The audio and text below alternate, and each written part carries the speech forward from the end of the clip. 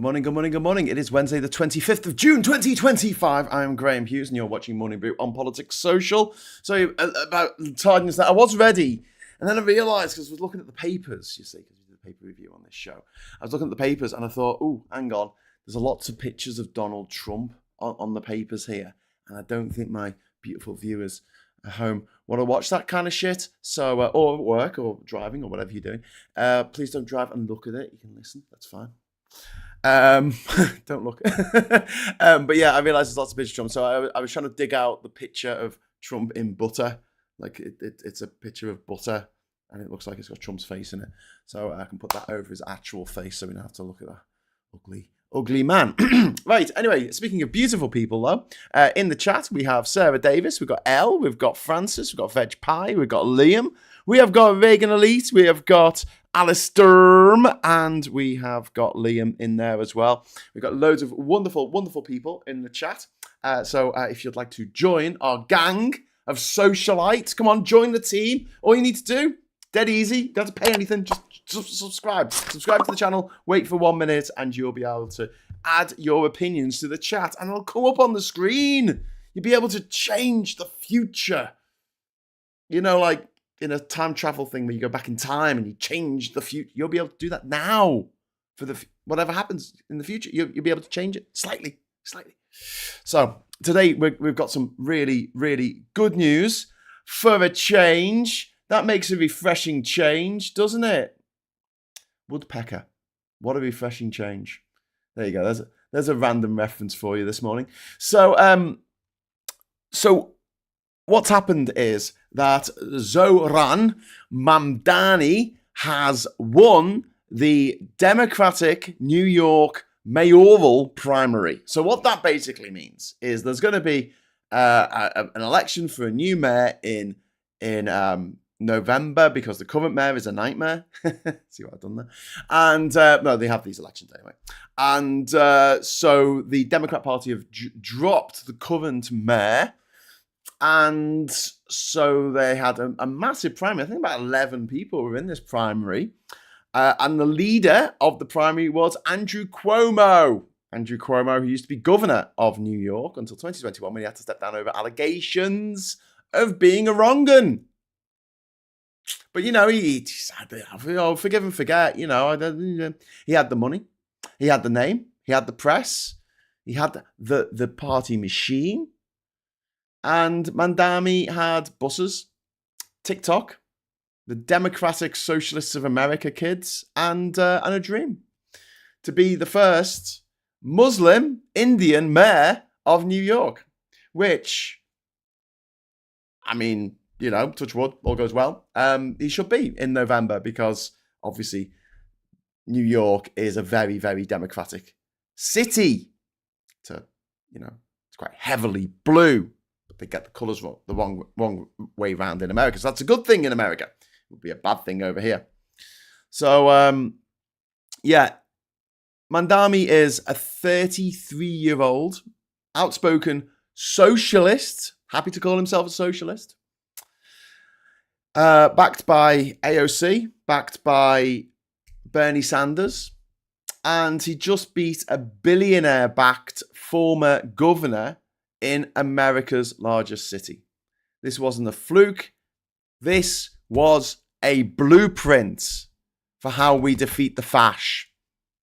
So let's pay attention. But first of all, a big shout out to Donkey for the 99 pence super chat. Thank you very much. First super chat of the morning. I should say as well, I'm not going to do a long show today. Obviously, got to get packed for Glastonbury.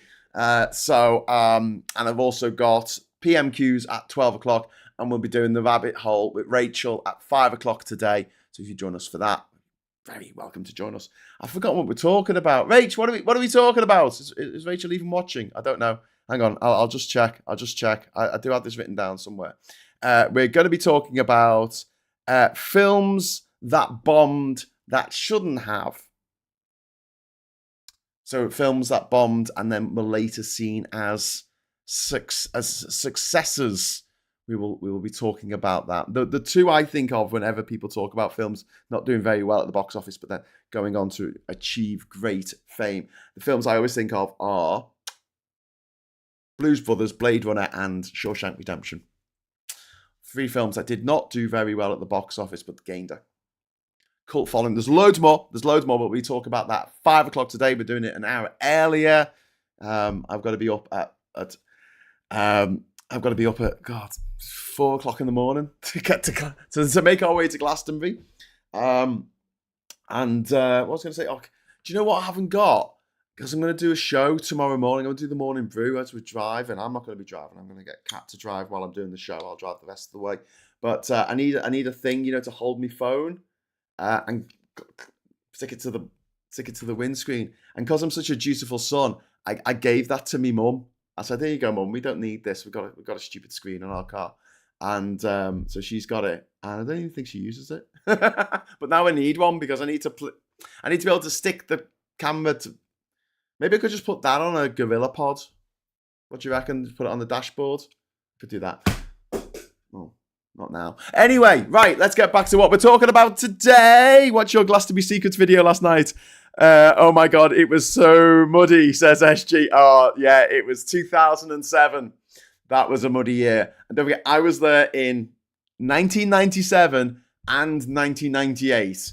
So I know what it's like to be there in a muddy year. And 2007 was insane. We had like a flash flood. People's tents got washed away. There was this wonderful moment where we were walking along the old railway line. And you can see down, and there's like this massive, you see it on the video actually. I say, don't put your tent down there. You see this massive sort of puddle. And you could only see the tops of tents in the water. Like, that's how deep it was. It was deep enough to like submerge a tent. And there was this guy like wading through this water. Right. And it's coming up to here. And we're like, what are you doing? We're like shouting, what are you doing, mate? And he's like, oh no, it's all right. And he's wading through this water. And then he just disappears. He just ducks down into the water. And it's like muddy. It's shitty muddy water. Like, it's just, there's no water that you want to be fucking swimming in or, bathing in or whatever, or splashing about in. Anyway, so he goes down and we're like, everyone's like stops. Everyone walking just stops and like holds their breath. And like, oh my God, there's a guy down there. There's a guy down there. Everyone's like stopping and looking. Like, there's a guy down there. And then it's like the longest, like 10 seconds of all time.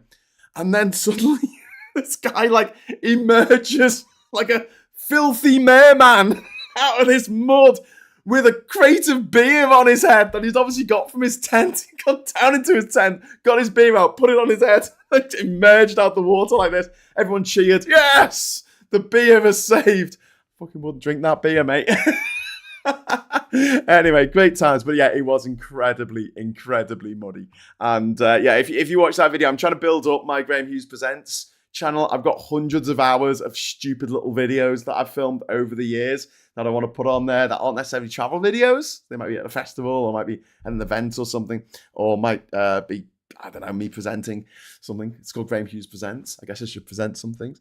So yeah, I could do with a few more subscribers on that channel. I think we've got like 109 subscribers, I think. So yeah, I put the link in the chat here earlier. So yeah, who are you most excited about at Glastonbury? Says David Smith. Ooh, good question. Thank you for the super chat. So there's a rumour that Pulp are going to play. If Pulp play Glastonbury, I will be absolutely cock-a-loop. I will be made up. I missed them 30 years ago in 1995 because I was only 16 and I couldn't really go to Glastonbury. And then I did see them in 1995, so I did see them at the peak of their powers, and I'd love to see them again. I saw them a couple of years ago in Finsbury Park. So if they do play, I'll be really excited about seeing them. I'm gonna be really excited about seeing Ash, because they're good lads, and it'll be the 30th anniversary of them playing for the first time in Glastonbury. But they actually headlined in 1997. The youngest ever people to headline was Ash in 1997, because someone else was supposed to be headlining on the Sunday night, but because it was so muddy, like no one could get in or out of the festival site. So they had been playing on the Friday, and they were asked to, would you mind headlining it? And they were like, hell yeah! Which is really cool. But also Kate Nash. Really looking forward to seeing Kate Nash.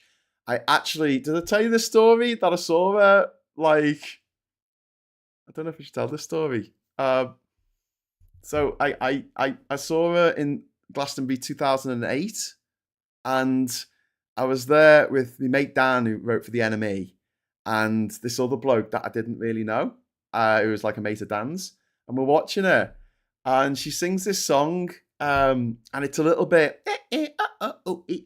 like this, right? So I say to Dan, she sounds like a fucking Teletubby, mate, and he just elbowed me in the ribs, like, shut the fuck. Turns out the guy who we were with was Kate Nash's boyfriend, who was the lead singer of the Cribs.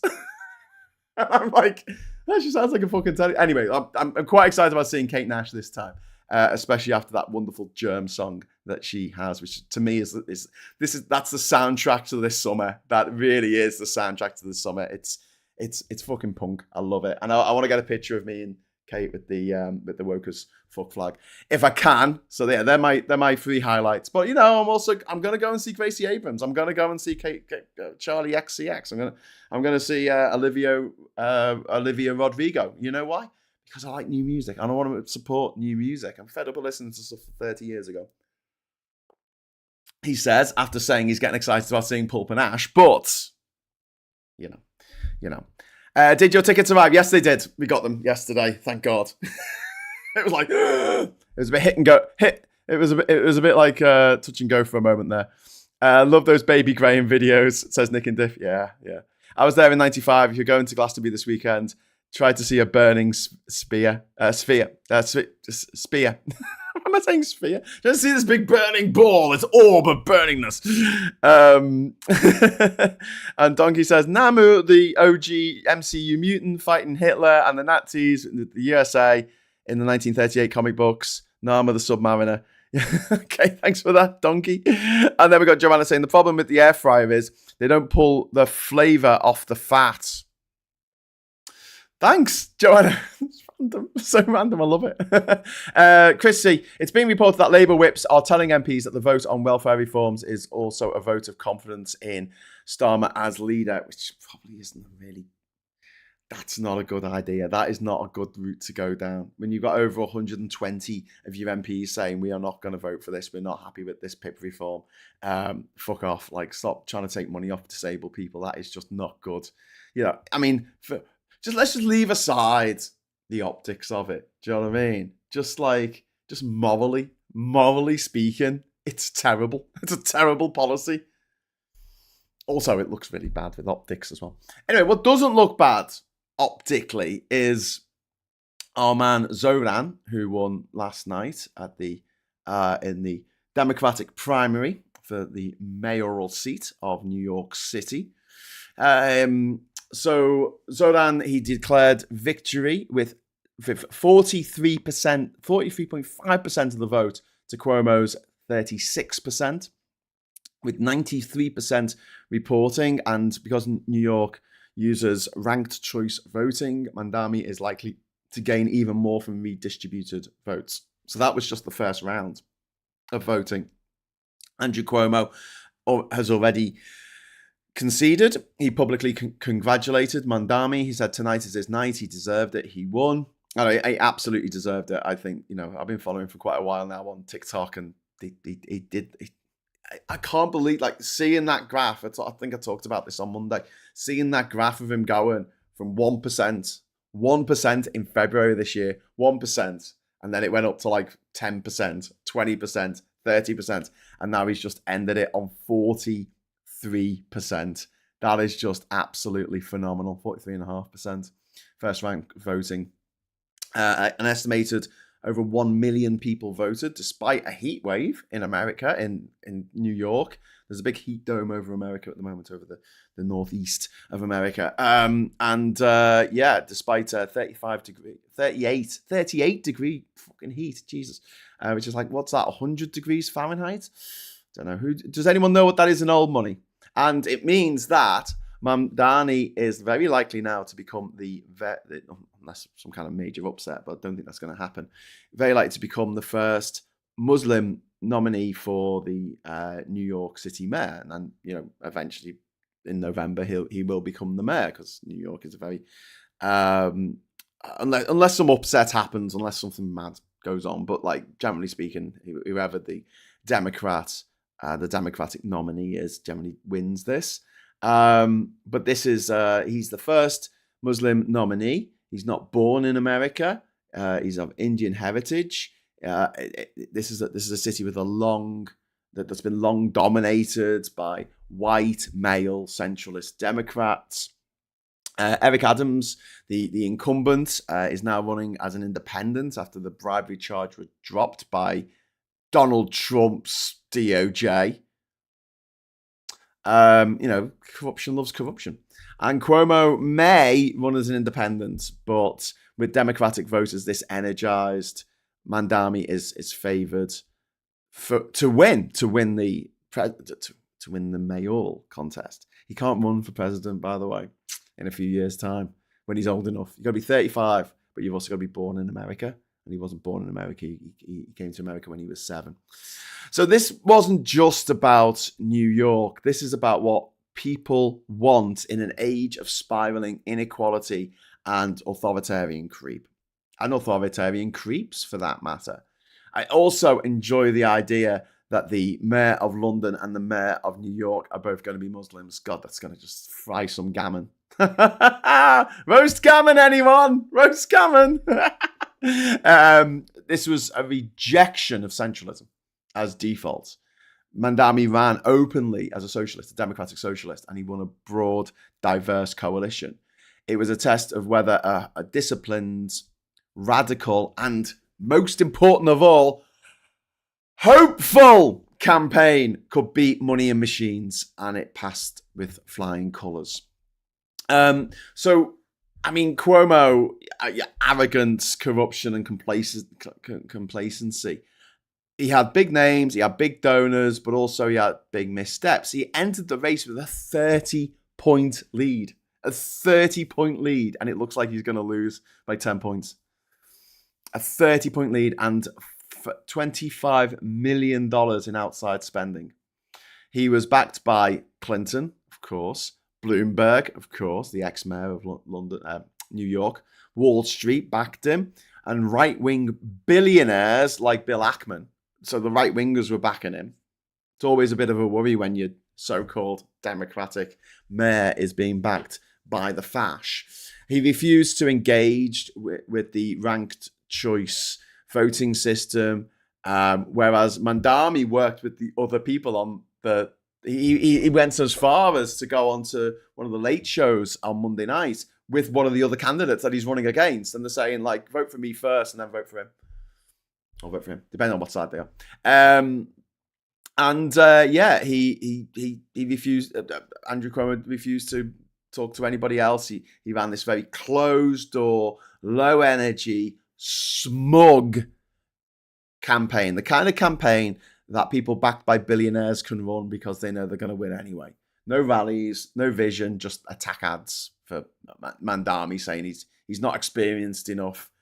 And there was just this wonderful comeback from Mamdani when he was tackled about this in a debate, and he said, I'm not experienced in having to stop being governor because of all these corruption charges. I don't have like dozens of credible accusations of sexual assault. I didn't get my lawyers to dig up the gynecological records of women that have accused me of sexual assault. And it was just like this litany of shit things that Andrew Cuomo has done.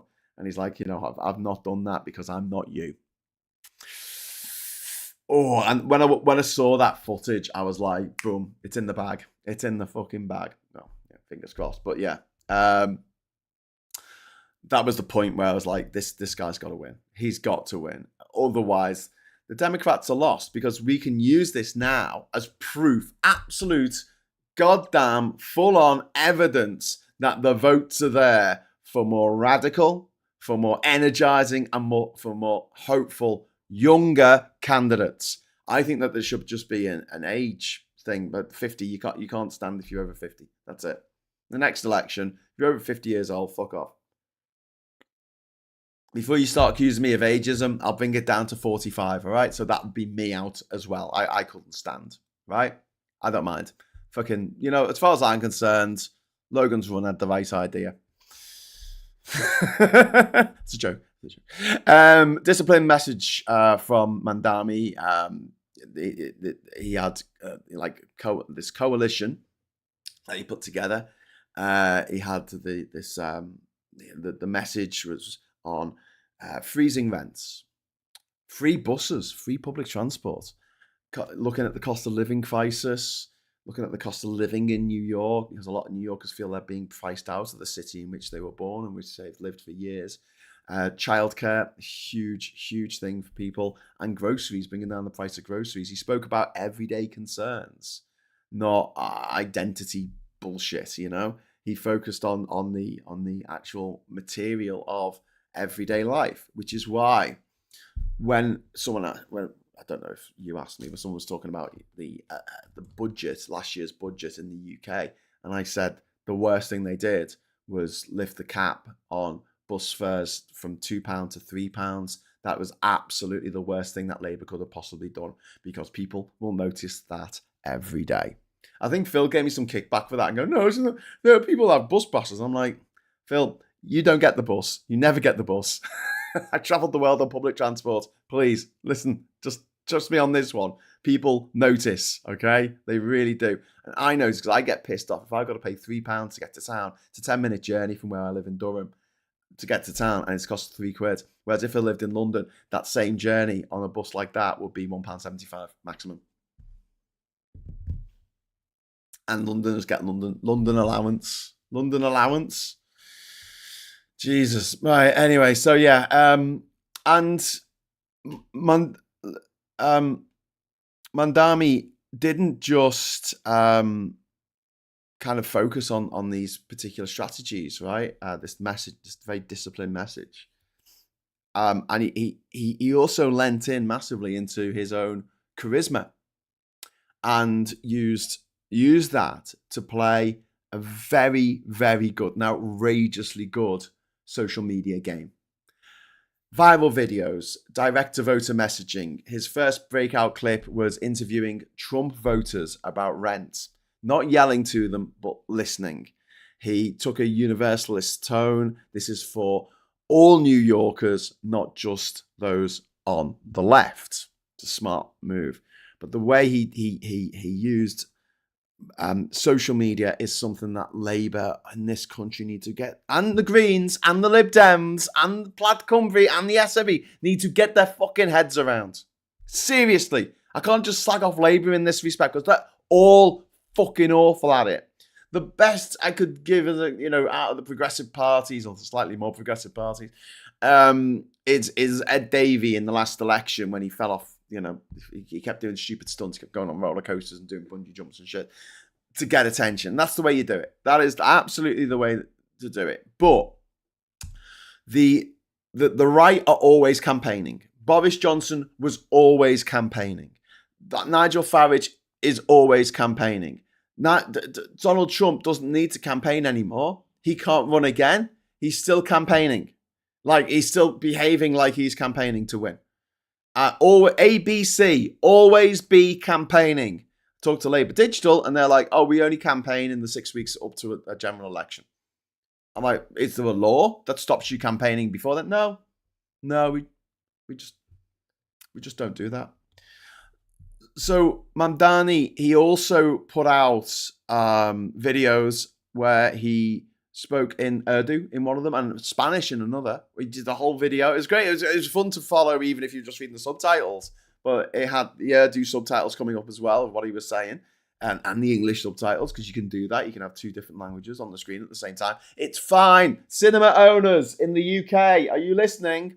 Anyway, and that was a brilliant way to connect to many voters in New York who feel like they've not been represented properly before in these elections. Yuri, thank you so much for the £5 super chat. Morning, Graham. A couple of quid for half a warm beer at Glastonbury, mate. Cheers, Yuri. That's really, really kind of you. And Donkey says, hey, I'm first place for £2. American Canadians #1. Thanks for that, Donkey. So yeah, So not only was his social media campaign brilliant, and we need to take some notes, take notes. Also coalition building. He was cross-endorsed by Brad Lander, who was the third in the polls, who took about 11% of the vote. So when his votes go to, because once everyone gets knocked off with the ranked voting system, whoever's at the bottom, their votes are given to other candidates, and then whoever's underneath, the next one, they get knocked off the list, and their votes go to whichever candidates. When people go 1, 2, 3, 4, 5, they gave Brad 1, and then they gave Zohran number 2. Then once Brad is knocked out, it will go to Zohran. So this was a major tactical shift. This has not really been done before, but it showed progressive unity. It showed Democrats working as a team in order to achieve the outcome that they want. And that they did. Mamdani got support from AOC. He got support from Bernie Sanders. But this campaign was never just about celebrity leftism. And I think that's one of the things that Kamala fell down on. And look, I'm not going to have a go at Kamala, because I think she was handed a bit of a poison chalice last year. She only had 3 months to do an election campaign that she should have had 3 years to do. I really do blame Biden for hanging on for dear life and saying he was going to run again against Trump. And it was just like, no, don't do this. No. But when it came to her sort of celebrity endorsements, I don't think it worked. I don't think it worked as well as like Trump's celebrity endorsements, or like Hulk Hogan and stuff like that.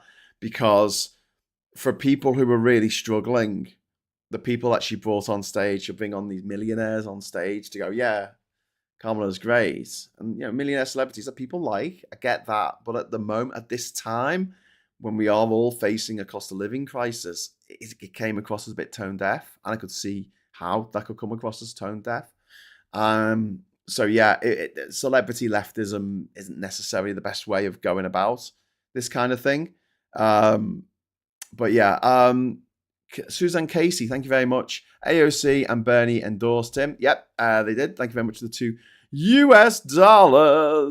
That's very kind of you. And the Democratic Socialists of America played a crucial organizing role, but it wasn't sectarian.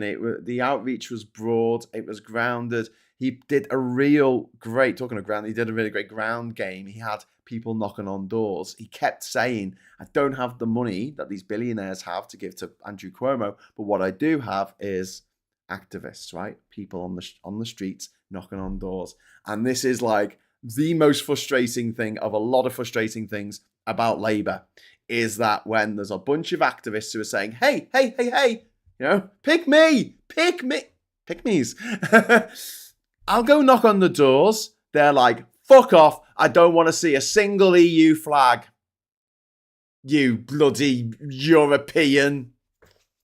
Urgh, you make me so angry with your anti-fascist views and your idea that the Tories' flagship policy that's going to make everyone in this country much, much, much, much poorer, except for the millionaires who it's going to make much, much, much richer. Yeah, you bastard. How dare you try and stop the will of the people, you, Graham. So am I going to knock for Labour in 2019? Am I fuck? Did anyone? No. Did they suffer an absolute election battering? Absolutely. Did anyone turn out for the Tories in the last election? No. 14 years of misrule, mismanagement, and just fucking miasma of shite. That was the Conservative Party from 2010 to 2024. Absolute fucking garbage. Couldn't run a fucking bath. Did absolutely nothing with an ounce of competency. But the mistake that Labour make, and the mistake that the Democrats made in America, is they mistake competency for charisma. And you need a bit of both. Okay, so it's politics. It's showbiz for ugly people. You need to have the charisma there. And, Biden, fundamentally uncharismatic. Just not a very charismatic person. Starmer, not a very charismatic person. Sorry to say, but he's not. It'll do for now, I guess, in the UK, but we have Farage biting at the heels of Starmer. Genuinely looks like they could win the next election if we don't pull our thumb out of our arses and do something about it. And this is what we've got to do. We have got to get Labour somehow to connect with its base, not just go around upsetting a bunch of us, saying, oh, don't like trans people. Oh, I don't like these immigrants coming over. We're going to stop the immigrants. We're going to we're going to smash the gangs. And I'm sitting there going, what the fuck, Labour? Why are you fighting? Why are you fighting on the home turf of refuck? You know, like there's always a thing about when you're not playing in your home football stadium, it's a little bit more difficult. Like, it's acknowledged that an away win is more difficult to get than a home win in football. You know that, yeah? Well, it's the same, in politics. Labour should be fighting on its own battlefield, on its own football pitch, but it's not. It's playing halfway around the other fucking side of the country on the reform pitch, and the only people in the stands are refuck voters who will never vote Labour in their fucking lives. It's like, if we play very competently, we'll get all these people in the crowd on side. And I'm like, oh, Jesus Christ. The delusion is strong. Oh, Rosie, thank you very much for the £10 super chat. Thank you. Hello, Graham. Let's hope the Labour rebellion vote next week stuns the government. Fingers crossed. Fingers crossed. My MP's one of the people who's not going to fucking vote for that thing. If they do push it through and make it a confidence vote in Starmer, they're fucking idiots. Just drop it. Just drop it. Just find another way. There's always another way. So yeah, what Mamdani, what he achieved, what he brought to the table was fluency, was sincerity, was emotional intelligence. Now, could you say the same about Keir Starmer?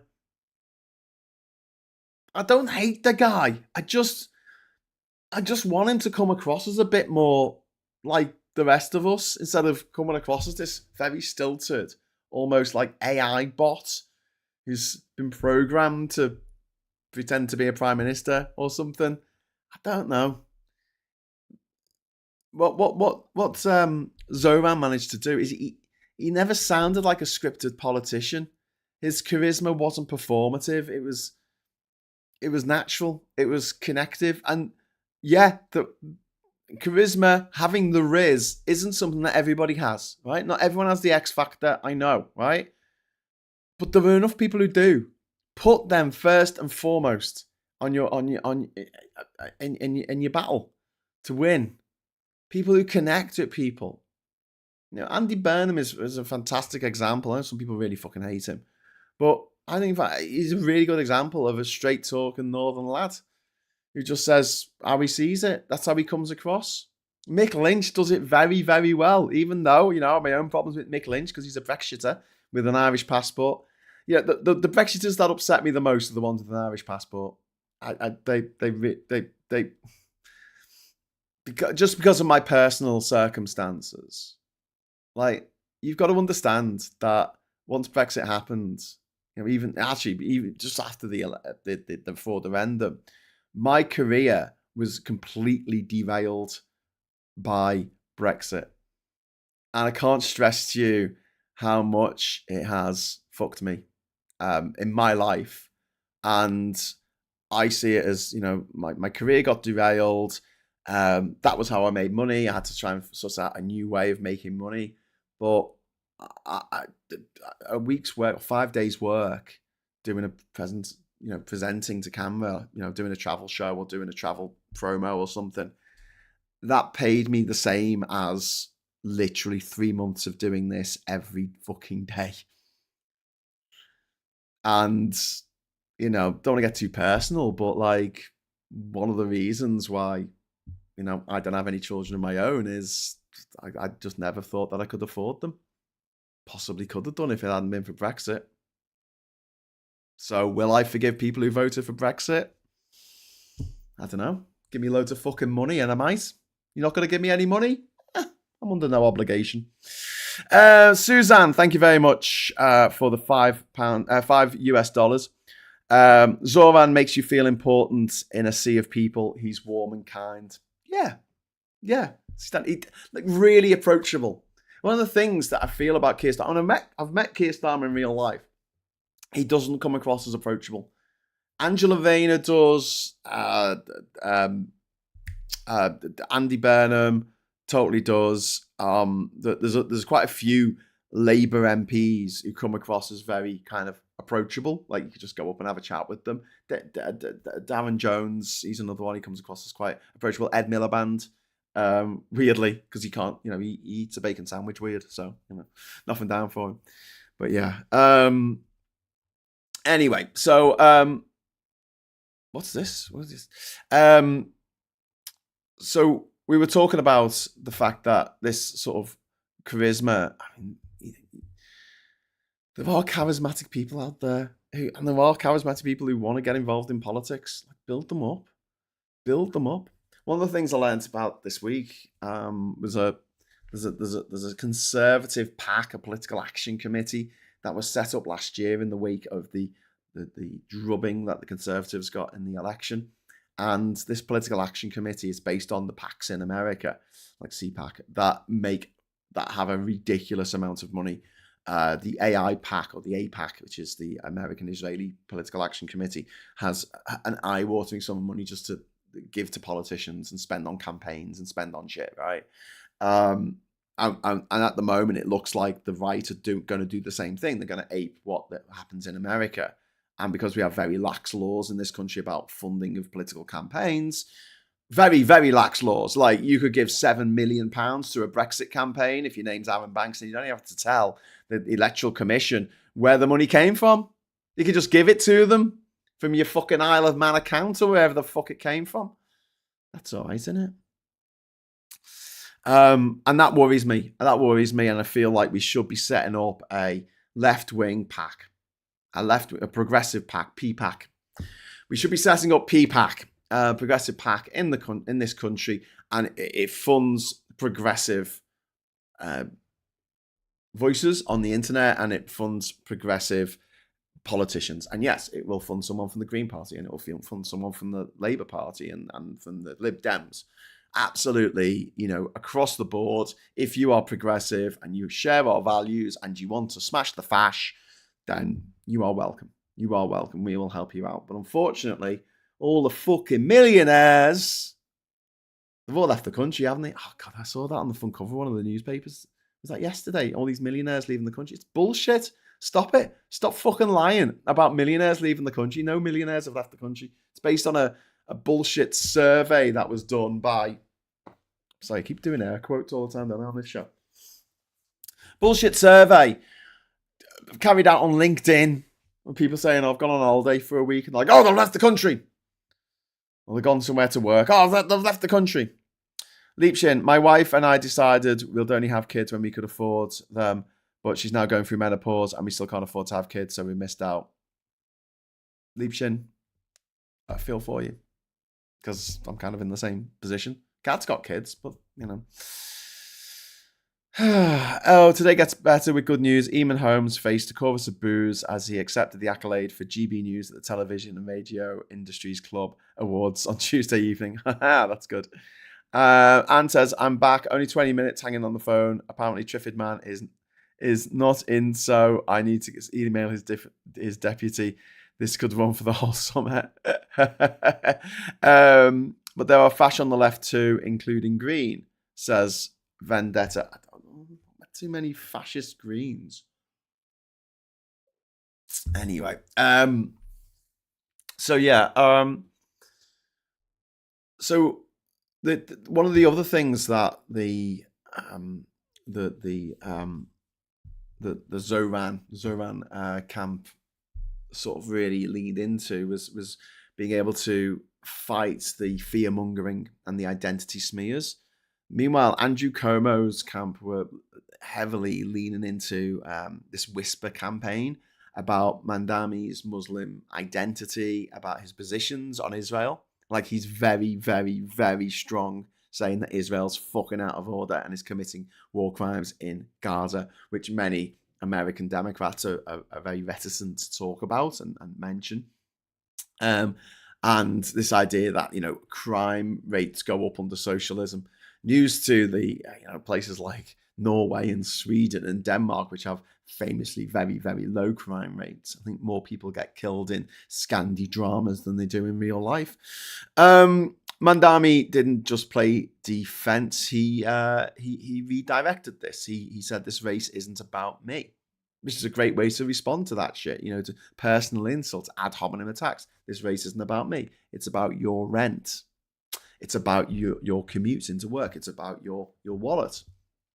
And he refused to engage in divisive culture war bait. And he showed that principled refusal to be derailed can win trust and eventually win the race. And there's lessons here for progressives in this country, worldwide. Build coalitions, not cliques. Can't stress this enough. Don't build cliques. Don't say, right, it's only people who share all my beliefs on everything that I'm going to talk to or be part of this. We need to bring people over from the other side, even if we disagree on various things. So long as we agree that the Fash need to go and that Farage can never be Prime Minister, then we have to do whatever it takes in order to make that not happen, right? And Mamdani's team they welcome support across the spectrum of the left, from socialists to soft Dems. I mean, there were not many Trump voters are going to be voting in this primary because only Democrat registered voters can vote in it. But that they went out and said we can win the argument with Trump voters, which you can. Trump, do you know who's very, very popular amongst Trump voters? Bernie Sanders. You might be surprised hearing that. You might go, well, Bernie Sanders, but he's dead left wing. He's a socialist. It's like, yeah, because they're not interested in the policies. They don't give a fuck about the policies. All these like highfalutin things that the people are going to, say they're going to do. They want stuff that is going to change their lives for the better down on the ground. And whoever's telling them that they're going to make their lives better is probably going to win. And, they want someone who's charismatic, and Bernie's charismatic. He seems to be approachable and someone who tells it like it is. I remember when AOC first got elected and the Republicans put out a video of her dancing when she was like a teenager in university. And they found this old video of her and they put it online and went, look at this little girl dancing. Oh, isn't that funny? And instead of going, I was young and stupid, Alexandria, she leaned into it. She leaned into it and she redid the video. She reshot the video now, and when she was in her late 20s. She reshot the video of her doing the same dance in the same place. I think she went back to her old university and did the dance again, just to say, fuck off. What's the problem? I'm having fun. And it makes people seem approachable. It makes them seem like someone who you could go for a beer with and might actually want to go for a beer with. And this is something that Boris Johnson and Nigel Farage, unfortunately, does quite well. Trump seems to do it quite well. He likes to surround himself with people with hard hats on and stuff like that and goes, yeah, I'm on the side of these people. I'm a blue-collar billionaire. He seems to make that connection. I think that it's a nonsense, but he does it. He does it in a way that progressives need to learn.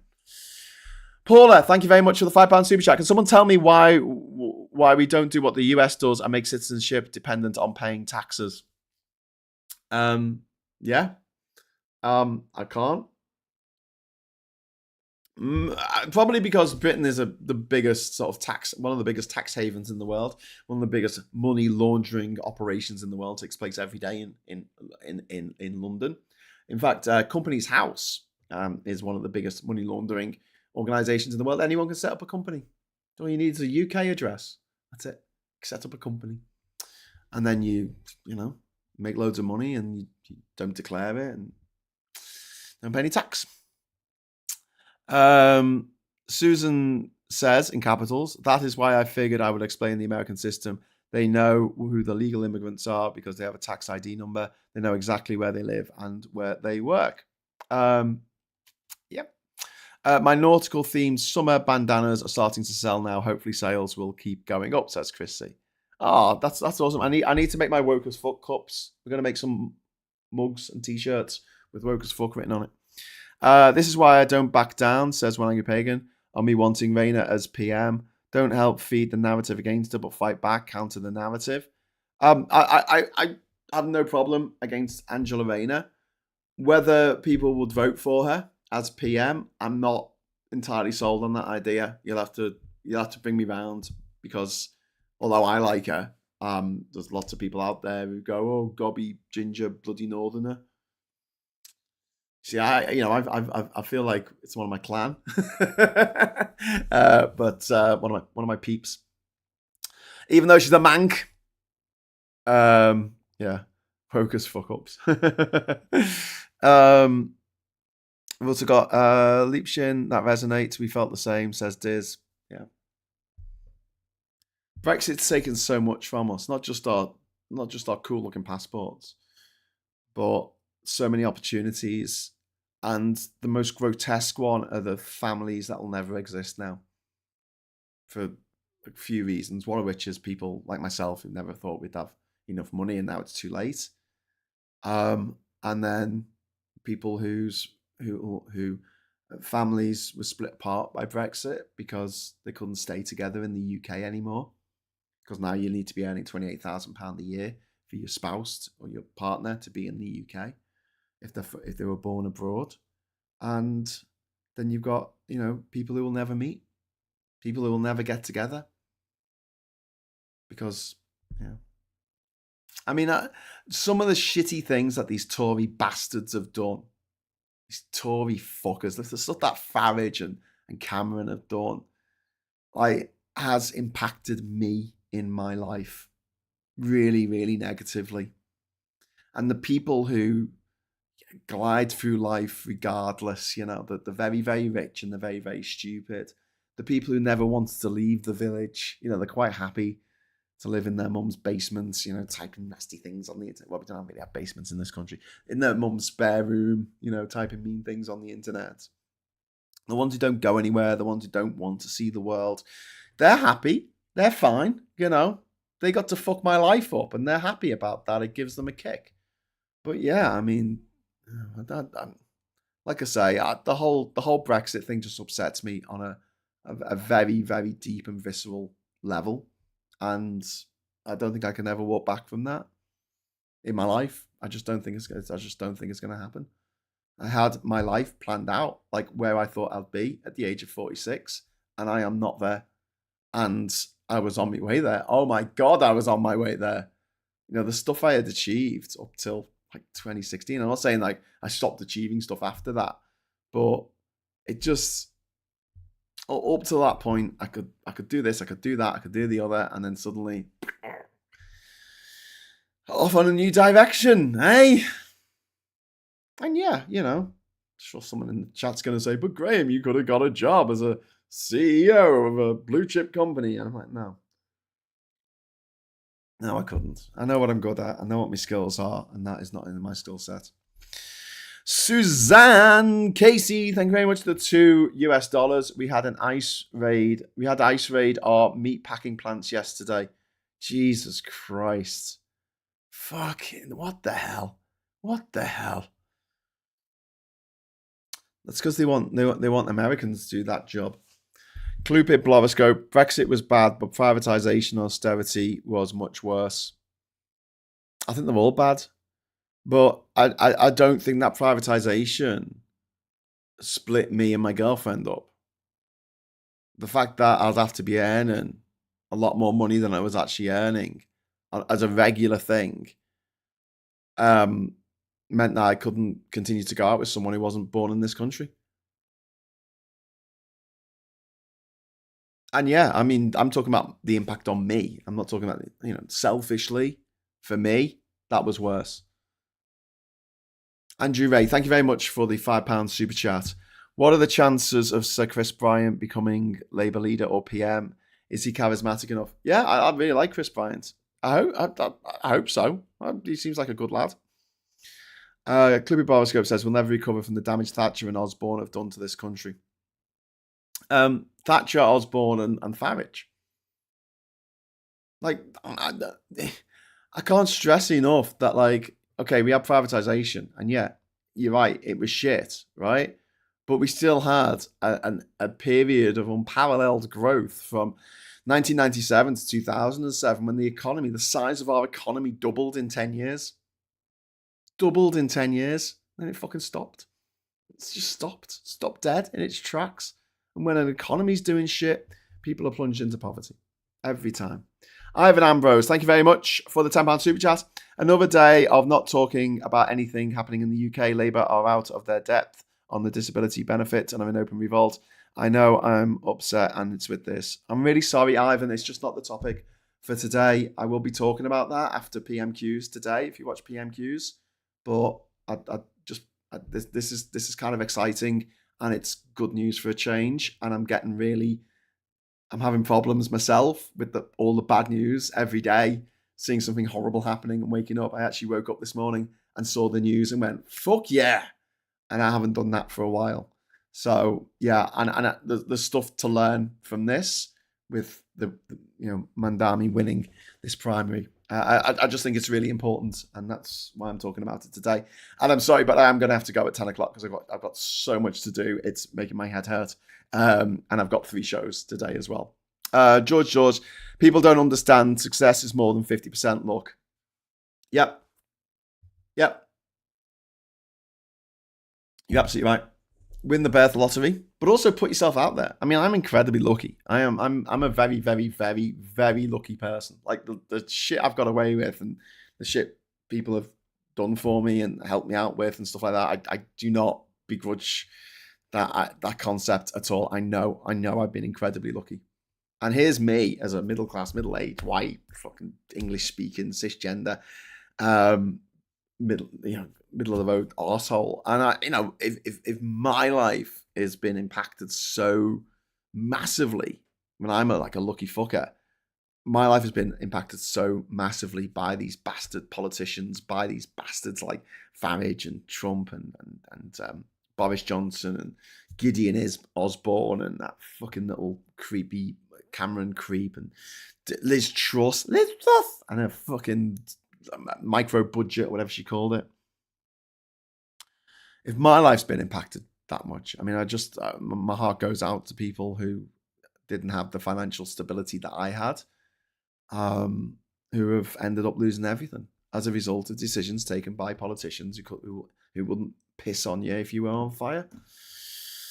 So yeah, lessons learned. Let's go into this. So build coalitions, not cliques. Unity isn't optional. It is how we win. And we've got to stop being so tribal and stop being so like, well, I've always voted for this particular party and all the other people from that party are awful. There are lovely Greens. There are lovely MPs in the Liberal Democrats. There are lovely MPs in Labour. You know, I mean, we agree that West Streeting's a gobshite, but a lot of the others are really good. And we need to pick that out. We need to pick out the good stuff. We can't be absolutist. We can't let the perfect be the enemy of the good, because that's how we lose. And we lose all the fucking time. We think we're the smartest people in the room. Generally speaking, we are, because we're left-wing, we're progressive, we've got some emotional intelligence about us. Whereas we wonder why we keep getting beaten. We keep getting beaten because we don't learn the lessons that we need to learn. Mamdani, he inspired. He didn't lecture. He told stories. He focused on people's lives, not political theory. And this is something that like people get upset about when I say, well, I don't think people really care about voting reform. And it's like, oh, Graham, don't say that. You know, I care really deeply about voting reform. It's the most important thing. We're not going to have a democracy unless we have PR. And I'm like, yeah, I get that. But in order to be in a position to change the system, you've got to win. And you've got to win in the system that exists now. You can't expect to be outside a system and then call for its change, because it's not just going to magically change on its own. You have to get yourself into a position of power, position of influence, and then you can change the system from within. That's how it works. Sorry. I know it's not very exciting. I know we'd love to have a revolution and, smash the oligarchy, smash the patriarchy. But it's not going to happen. We need to be sensible about this. We need to show emotion, show vision, show empathy, not just outrage, not just like, oh my God, if you hear what Trump's just done. It's got to be more than that. And we've got to be strategic and not just like being correct all the time. You know, we need to we need to stay relentlessly on message, and we ignore any of this sort of identity culture war bullshit that they try and put on us to say, oh, all the people who think this are like that. Oh, you're so woke. All you wokies. Oh, you do-gooders. And we're not like that. You know, we're not one homogeneous blob. We are just not. We are very, very different, and we have different opinions about loads of shit. And what Mamdani did, he out-organized Cuomo, he out-communicated, and he out-thought the establishment, which was represented by Cuomo. Cuomo was the status quo. He was the status Cuomo. Oh no, Cuomo, the status Cuomo. and that's what people don't want. They don't, because if their lives are shit at the moment, they want change. Offer them change. Don't just say, oh well, we're just going to keep on doing what's been happening. You know, we're just going to keep. It doesn't work. Safe journey, Graham. Hold your flag high. Don't forget the wellies. Thanks so much, Saz, for the £10 super chat. I've got the wellies. We've got the wellies. We took them out the garage. Well, the garage. We have like we can't call it a shed because this is a really old building, and it's like, I don't want to call it an outhouse because it's not a toilet, but it's not made of wood. But you couldn't fit a car in it. I don't know what we call it. Anyway, but yeah, we it's been a while since I've had to wear me wellies, so I was like, spiders in the wellies. I'm like, Cat, can you just sort this out for me? She's like, Graham, you've been to all these fucking crazy places, and you're worried that there might be a spider in your boot. I'm like, hell yeah, I was worried there's going to be a spider in my boot. Paula, thank you very much for the £2 super chat. Streeting's majority is only about 60 votes. I think it's a bit more than that. I think it's a couple hundred, isn't it? But it's not much.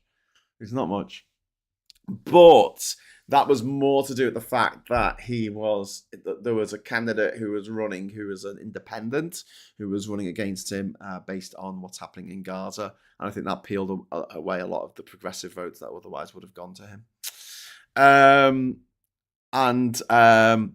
Ivan, thank you very much for the £10 super chat. Graham, you don't understand how I have to just get through each day. Being matter of fact and flippant to someone makes us worse.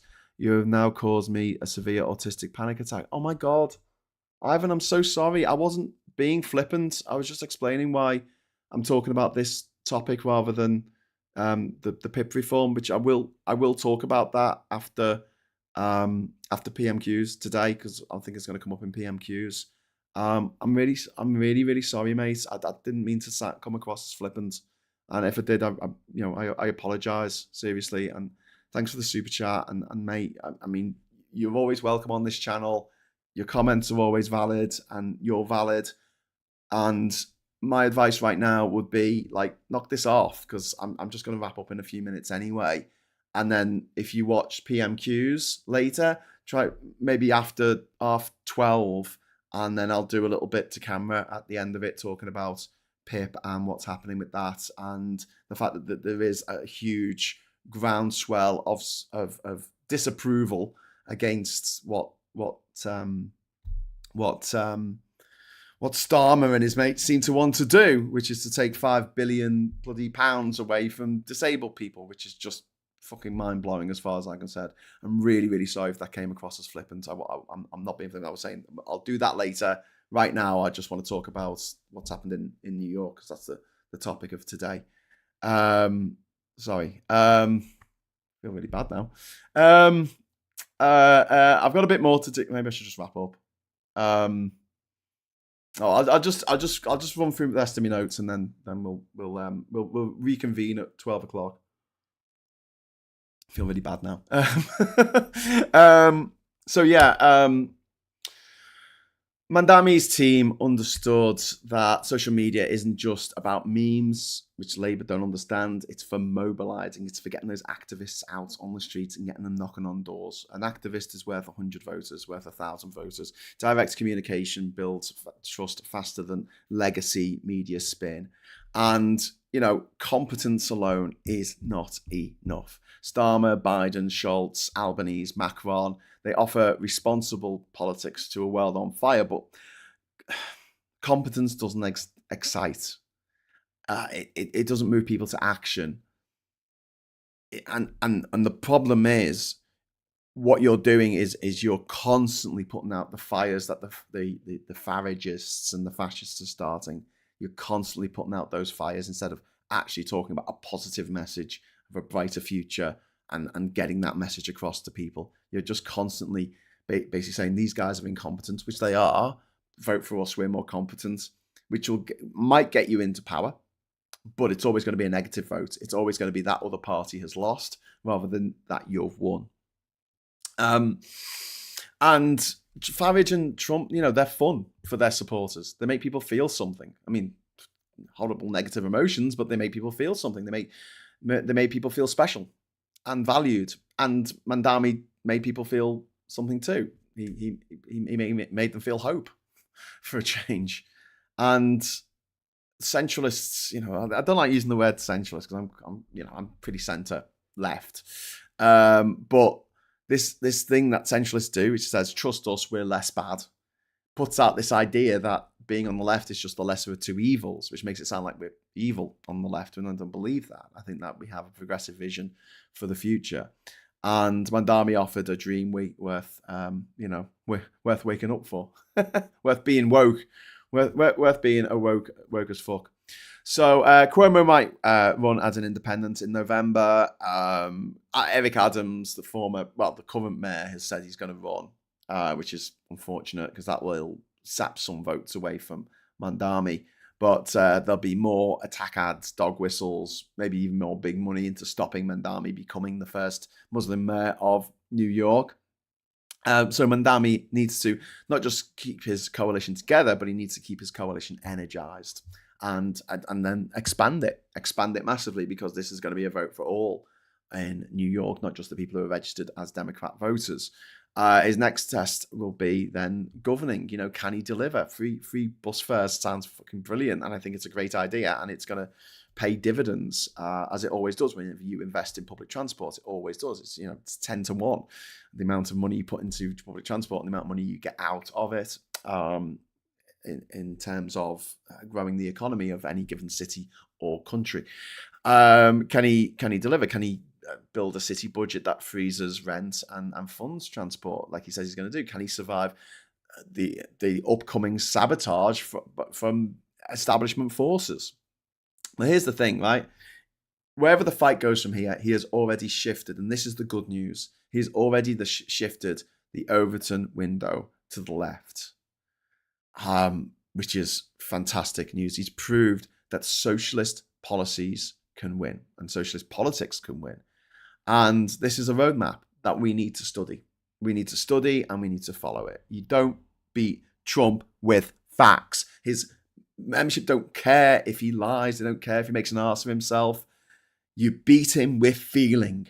You have to make people feel hopeful, feel better, but you have to have that grounded in something real that you can actually achieve once you're in office. And Mamdani didn't mimic fascists like how I feel Andrew Cuomo has got about this. He overwhelmed them with decency, emotional intelligence, and discipline. And this isn't the end of the story. This is the start of a movement in America, I hope, which is going to banish MAGA for a generation, I hope. I mean, it's going to be difficult because MAGA is a proper cult. Like, it is a proper cult. But the MAGA base is about 35% of the voting public in America. They can't win outright on their own in a face-to-face, in a head-to-head. And they need the support of more moderate voters, more sensible voters, in order to get their shit over the line. And those voters are exactly the ones that people like Mamdani and AOC and Bernie Sanders know how to appeal to. This is the start of a movement. This is the start of something. Zohran said last night they had the money, we had the message, and the message won, which gives me hope. Okay, I'm gonna blow out now. I apologize for any offense or any problems that I've caused. I really don't do this to make people feel bad. And I'm really, really, really genuinely shit. I'm sorry that I fucking did that. Sorry. I'm gonna fuck off, which is probably a good idea right now. I'm gonna sheepishly walk over here and get packed. And I'll be back at 12 o'clock, so I'll be back in a couple of hours with Prime Minister's questions, and then we'll be back with the rabbit hole, anything but politics. 5 o'clock today. We won't be talking about any politics. We're just going to be talking about movies and music and TV shows and any old bullshit that we want to talk about. Toys from when we were kids. So please join me and Rach for that at 5 o'clock today. It'd be lovely to see you join us for that. And until next time, I'll say thank you so much for watching. Thanks for the super chats. Thanks for being there for me and for each other. And until next time, I'll say hello, good evening, welcome, and goodbye.